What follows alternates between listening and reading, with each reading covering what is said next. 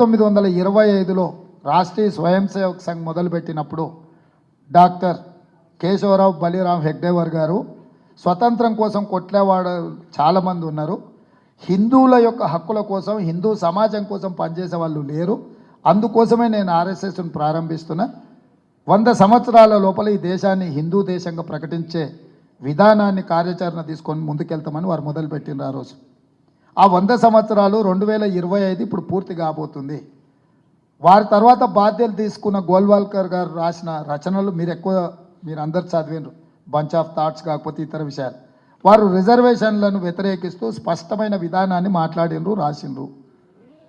ఈరోజు అన్ని రాజకీయ పార్టీలు అవి మదర్ ఆర్గనైజేషన్స్, వాటికి ఫ్రంటల్. ఇప్పుడు కాంగ్రెస్ పార్టీ ఉందనుకోండి, INC is mother organisation.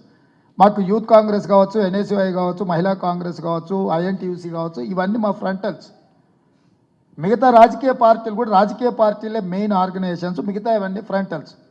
వేరాజ్ in BJP is not an a mother organisation.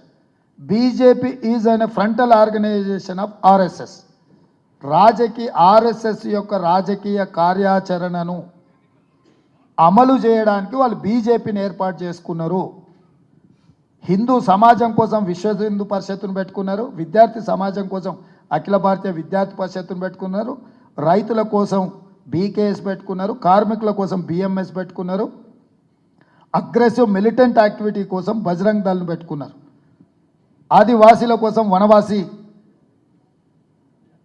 Kalyan పరిషత్ అని పెట్టుకున్నారు. అంటే ఆర్ఎస్ఎస్ యొక్క ఎజెండాను అమలు చేయడానికి ఆర్ఎస్ఎస్ ఎన్నో ఫ్రంటల్ ఆర్గనైజేషన్స్ పెట్టుకున్నది. అందులో political frontal organisation is BJP. 3 తలాక్, 370 article, citizen amendment act, uniform civil code, వీటన్నిటిని కూడా ఆర్ఎస్ఎస్ ఎజెండాలో ఉన్న వాటిని పూర్తి చేసిండ్రు. ఇప్పుడు మిగిలినవి రెండు. ఒకటి రాజ్యాంగాన్ని మార్చడము, 2 రిజర్వేషన్లు రద్దు చేయడం.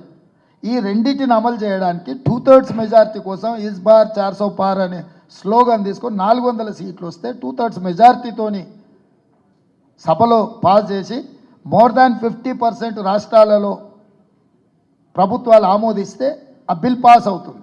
అందుకే 8 రాష్ట్రాలను ప్రతిపక్షాల కూటంలో ఉన్న ప్రభుత్వాలను పడగొట్టి వాళ్ళు సొంత ప్రభుత్వాలు ఏర్పాటు చేసుకున్నారు. ఈ 2025 అనేది మనకు అత్యంత కీలకమైన సంవత్సరము. ఆర్ఎస్ఎస్ 100 సంవత్సరాలు పూర్తి చేసుకోకపోతుంది. ఆర్ఎస్ఎస్ భావజాలాన్ని పూర్తి స్థాయిలో ఈ దేశంలో అమలు చేయడానికి అగ్రెసివ్గా బీజేపీ ముందుకు రాబోతుంది. ఇది ఐడియాలజికల్ వార్. ఈ ఐడియాలజికల్ వార్లో వాళ్ళు దేన్నైనా స్టేక్